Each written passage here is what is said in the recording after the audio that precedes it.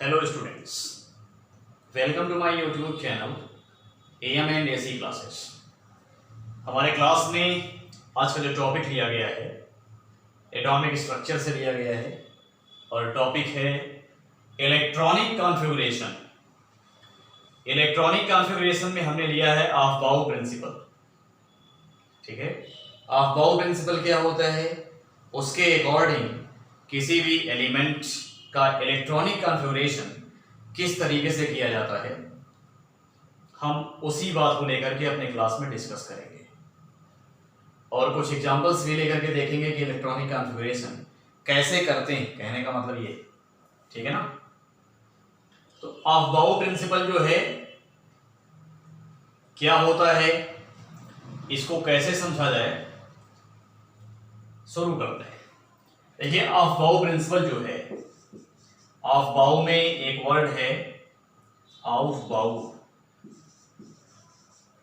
ऐसा लग रहा है जैसे किसी साइंटिस्ट का नेम है, लेकिन ध्यान रखिए ये साइंटिस्ट का नेम नहीं है।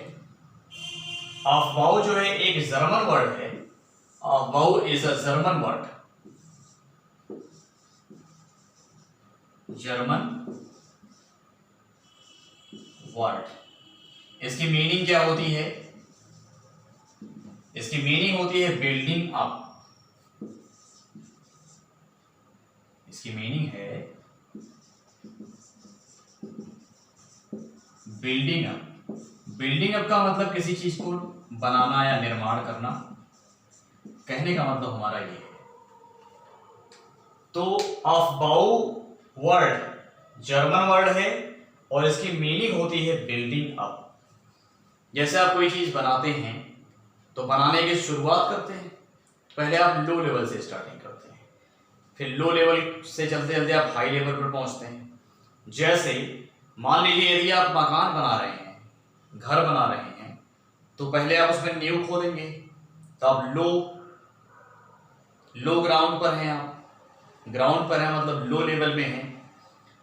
फिर आप क्या करते हैं, उसमें ईंट भर के दीवार तैयार करते हैं, तो आप ग्राउंड से ऊंचाई पर चलते चले जाते हैं। तो लो से हम कहां जाते हैं, हाई पर जाते हैं जब भी कोई चीज बनाते हैं। तो इस तरीके से, तो यहां पर अफबाउ का मतलब है बिल्डिंग अप, जिसका मतलब होता है निर्माण। ठीक है ना। तो अफबाउ रूल क्या होगा? जो अफबाउ रूल है वो इसी अफबाउ वर्ड से ही समझ में आ जाता है हमें कि इसका मतलब क्या है, बिल्डिंग अप, कि हम यहां लो लेवल से हाई लेवल पर चलेंगे।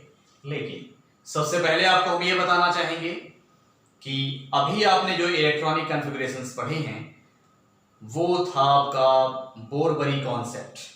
Electronic configuration according to Bohr Bury concept.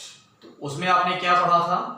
उसमें आपने ये पढ़ा था कि जैसे न्यूक्लियस है किसी एटम का और उसके अराउंड डिफरेंट डिफरेंट सेल्स हैं, तो इन सेल में किस सेल में कितने इलेक्ट्रॉन्स होंगे। तो कहने का मतलब ये है कि आपने शेल में इलेक्ट्रॉनिक कॉन्फ़िगरेशन पढ़ा था, सब सेल में नहीं पढ़ा था। ठीक है, तो आपने सेल में इलेक्ट्रॉनिक कॉन्फ़िगरेशन पढ़ा है, सब सेल में नहीं। जैसा कि हम पहले ही बता चुके हैं कि सेल के अंदर सब सेल्स होती हैं और सब सेल के अंदर ऑर्बिटल्स होता है। ठीक है,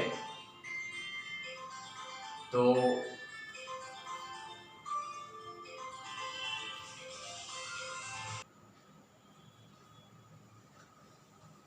हम लोग यहाँ सबसेल्स में इलेक्ट्रॉनिक कॉन्फ़िगरेशन पढ़ेंगे। ठीक है ना। जैसा कि हमने पहले ही बताया था आपको कि बोरबरी ने बताया कि न्यूक्लियस के अराउंड डिफरेंट डिफरेंट सेल्स में इलेक्ट्रॉन कैसे फिलअप होते हैं, और यहां पर हम ये देखेंगे कि सबसेल्स में इलेक्ट्रॉन किस तरीके से फिलअप होते हैं। जैसा कि हम जानते हैं कि सब सेल के अंदर क्या होता है, सेल के अंदर क्या होता है, सबसेल होता है ना। सेल के अंदर सबसेल और सबसेल के अंदर ऑर्बिटल्स होते हैं। तो आपने ये तो पढ़ लिया है, अब आप ये पढ़ लिया है। इसको पढ़ने के बाद फिर आप इसमें इलेक्ट्रॉनिक कॉन्फ़िगरेशन पढ़ेंगे, तो वहां आपको बताएंगे हुंड्स रूल, और यहां पर हम बात कर रहे हैं अफबाउ प्रिंसिपल की। ठीक है ना। ओके, आई होप आपको बात समझ में आई होगी। और आपको ये भी पता है कि जो सबसेल्स हैं आपके पास में कितनी है, S P D F, 4 subshell हैं। इन्हें में इलेक्ट्रॉन्स फिल करने हैं। तो किस तरह से फिल करते हैं, पहले किसमें इलेक्ट्रॉन जाएगा उसके बाद किसमें जाएगा, ये हम देखेंगे। तो अफबाउ प्रिंसिपल के अकॉर्डिंग जो इलेक्ट्रॉनिक कॉन्फ़िगरेशन है वो कैसे होता है, low energy level to high energy level. ठीक है, तो यहां पर हम इसकी डेफिनेशन लिख दे रहे हैं और आप इसी को कॉपी कर लीजिए। इसकी डेफिनेशन क्या होगी, according to this principal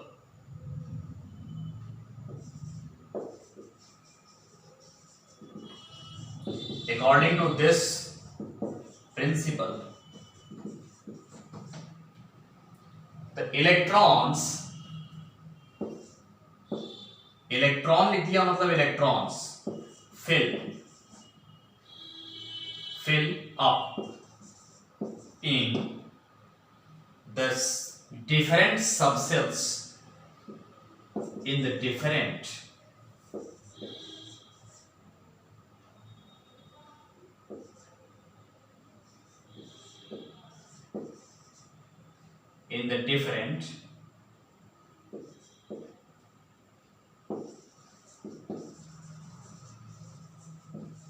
subcells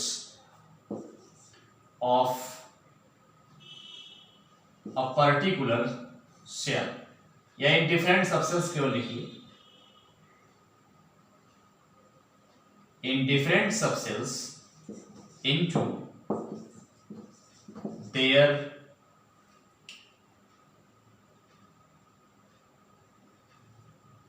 increasing order of energy level, increasing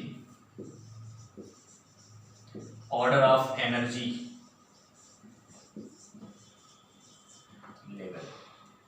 ठीक है ना, तो इलेक्ट्रॉन जो है वो डिफरेंट सबसेल्स में फिल तो होते हैं, लेकिन कैसे फिल होते हैं, उन डिफरेंट सबसेल्स के एनर्जी लेवल के इंक्रीजिंग ऑर्डर के या इंक्रीजिंग ऑर्डर में फिलअप होते हैं।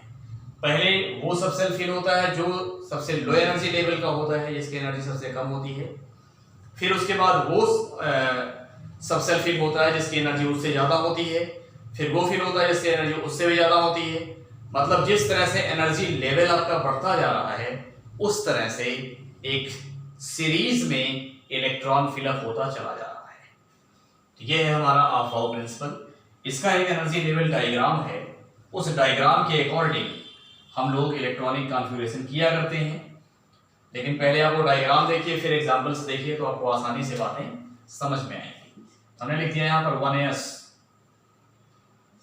यहाँ लिख दिया 1s, और ये हो गया आपका 2s 2p, 3s 3p 3d, 4s 4p 4d and 4f, फिर 5s 5p 5d and 5f, फिर आता है 6s 6p 6d, एक कम हो गया। उसी तरह से 7s 7p, एक और कम हो गया। ठीक है ना, तो अब यहां पर इलेक्ट्रॉन मान लीजिए यहां पर है, तो यहां सबसे पहले कहां एंटर करता है, s सबसेल में एंटर करता है। फिर उसके बाद यहां, तो जिस तरह से यहां डायग्राम बना रहे हैं हम, इसी तरीके से आप भी जो है डायग्राम बनाएंगे और इन चीजों को समझेंगे कि इलेक्ट्रॉन किस तरह से एनर्जी लेवल्स में फिलअप होते चले जाते हैं। ठीक है, 4f को यहां कर दीजिए। ठीक,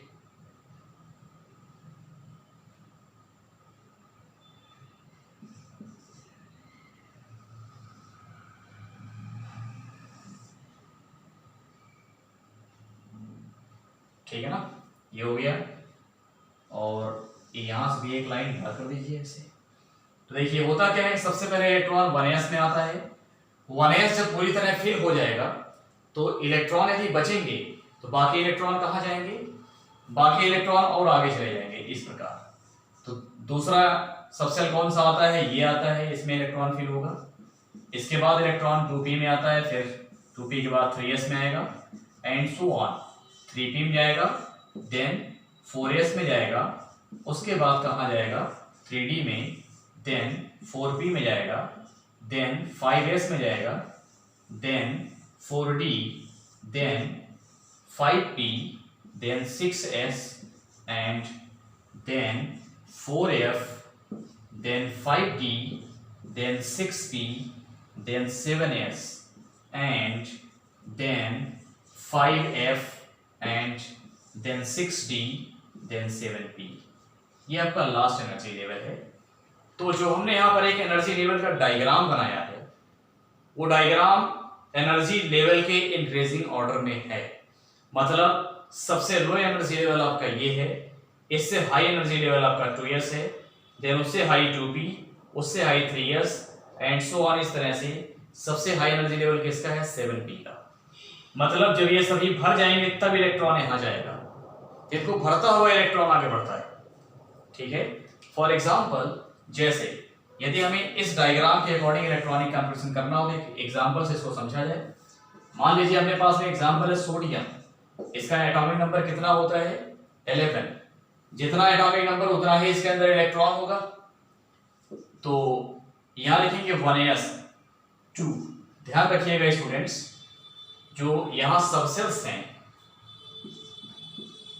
सबसेल और यहां इलेक्ट्रॉन्स, तो एस सबसेल में कितना इलेक्ट्रॉन होगा मैक्सिमम 2 इलेक्ट्रॉन।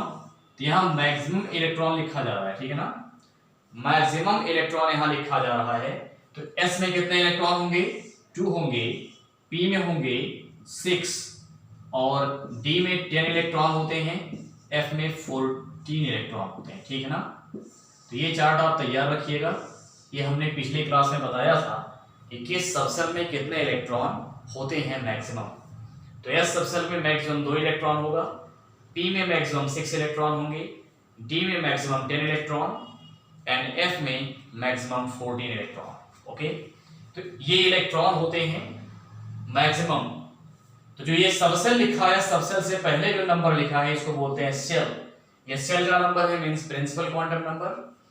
और जो इस एस के ऊपर इसके पावर में लिखा है, ये इलेक्ट्रॉन की संख्या की है, मतलब नंबर ऑफ इलेक्ट्रॉन लिखा है। ठीक है ना, this is the number of electron, this is the subshell and this is the number before, just before subshell is the principal quantum number which deals the shell और energy level. कहने का मतलब ये है कि एनर्जी लेवल या cell होता है।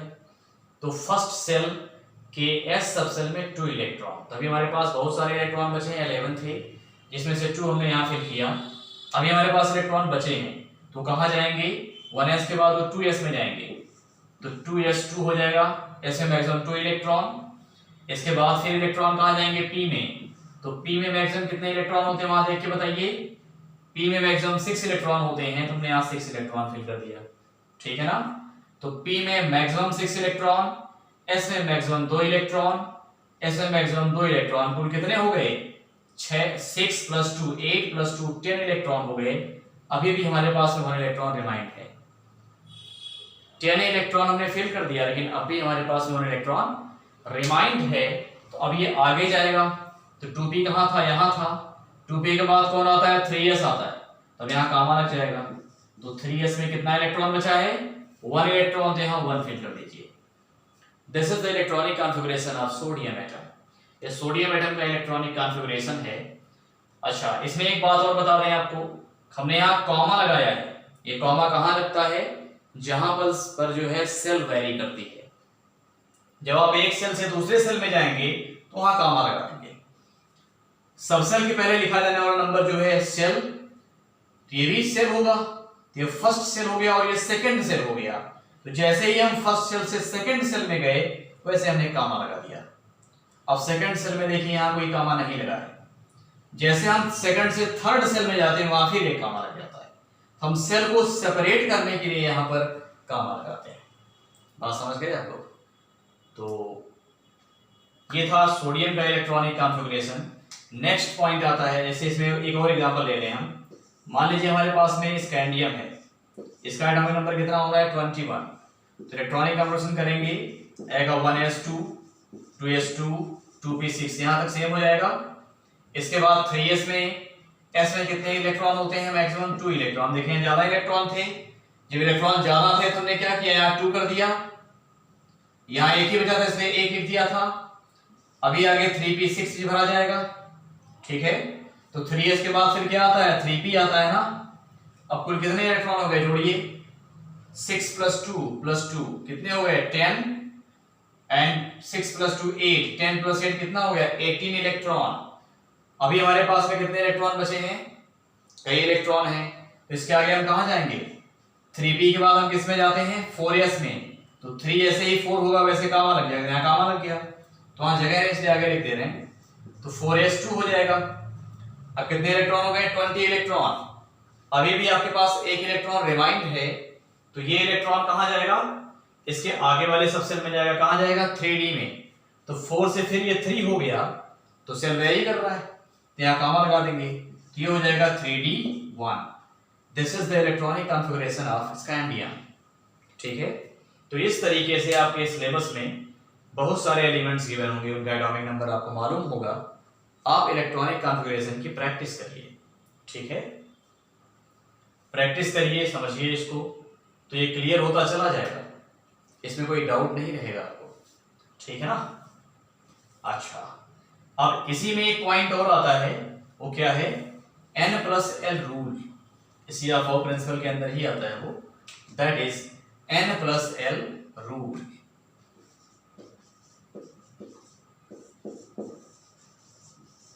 अब ये n+l रूल क्या होता है, जो इसी के अंदर की बात है।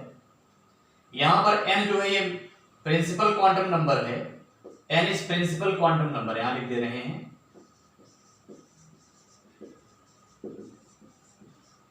प्रिंसिपल क्वांटम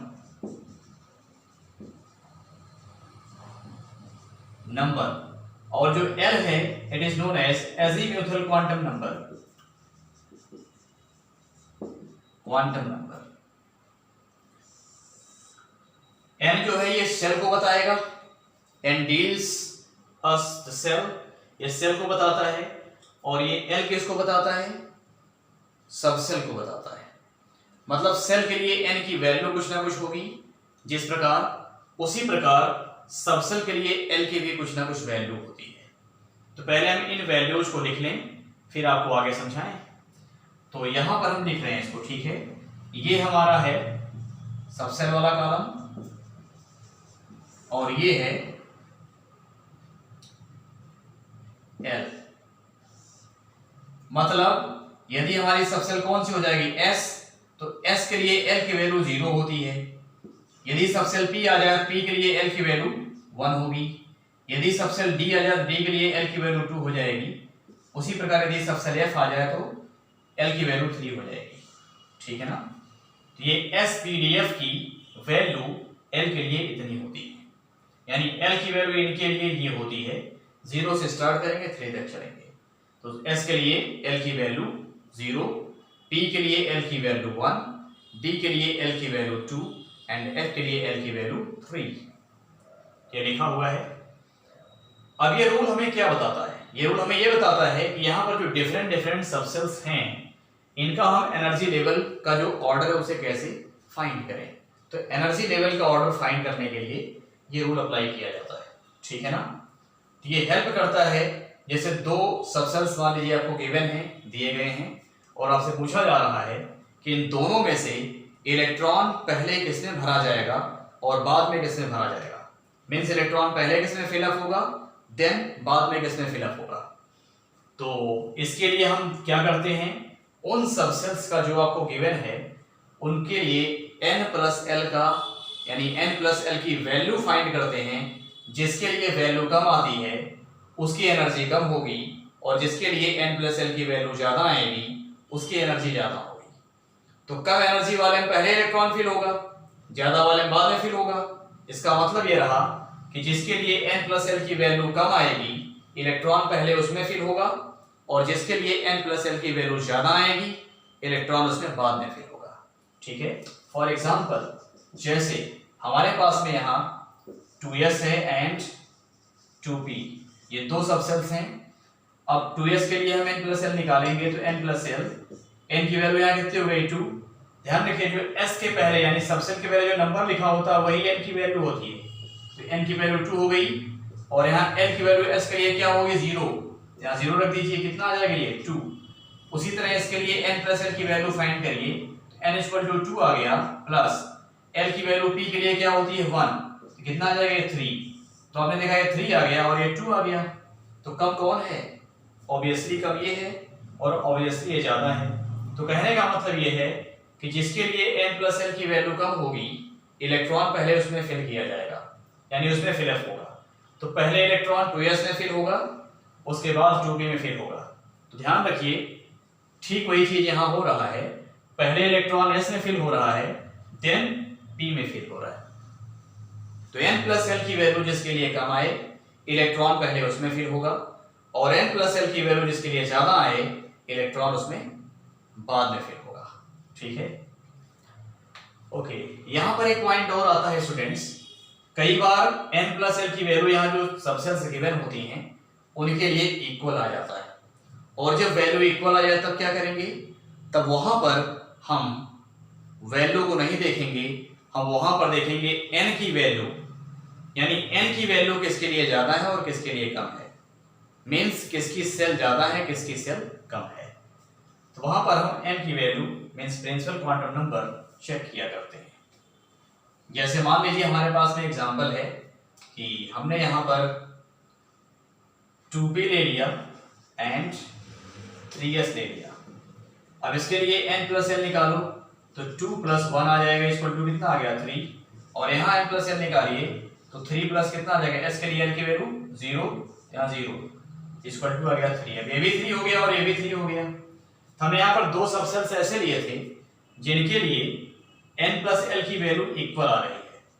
तब यहाँ पर n प्लस l की वैल्यू नहीं देखेंगे जब इक्वल आ जाएगी, तो यहाँ पर हम ये देखेंगे कि इन दोनों सबसेल्स में से किस सबसेल में इलेक्ट्रॉन सबसे पहले एंटर करेगा।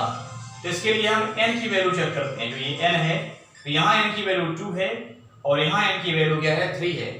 तो जिसके लिए n की वैल्यू कम आए, इलेक्ट्रॉन पहले उसमें जाएगा, मींस यहाँ n की वैल्यू कम है तो पहले इलेक्ट्रॉन इसमें जाएगा, इसमें फिल होगा, और यहाँ n की वैल्यू ज्यादा है तो इलेक्ट्रॉन इसमें बाद में फिल होगा। ठीक वही चीज यहाँ हो रही है, 2p में इलेक्ट्रॉन पहले फिल होता है तो 2p में पहले फिल हो रहा है, 3s में इलेक्ट्रॉन बाद में फिल होगा तो 3s में उसके बाद फिल हुआ, वो आप देख ही रहे हैं यहाँ पे। ठीक है, तो ये था electronic configuration in subshells of बाउ principle and n plus l rule. तो इसको आप प्रैक्टिस करिए, जो समस्या हो, जो प्रॉब्लम्स हो, उसको आप कमेंट बॉक्स में टाइप करिए। यदि आप टाइप करेंगे तो उसका सॉल्यूशन आपको नेक्स्ट क्लास में गिवन, यानी दे दिया जाएगा, गिवन होगा, और इस तरह से आपके समस्या का समाधान होता रहेगा। पढ़िए, मेहनत से पढ़िए, रिवाइज करिए, और यदि हमारे वीडियो अच्छा लगे, यदि क्लास में सब कुछ समझ में आ रहा है, तो आप इसको लाइक, शेयर एंड सब्सक्राइब करना ना भूलिए। इसको जल्दी से सब्सक्राइब करिए और शेयर भी करिए ताकि ज़्यादा से ज़्यादा लोग जुड़ सकें। ठीक है, और बेल आइकन को प्रेस कर दीजिए जिससे हमारे न्यू अपडेट्स आपको तुरंत मिल जाए। ओके, जय भारत।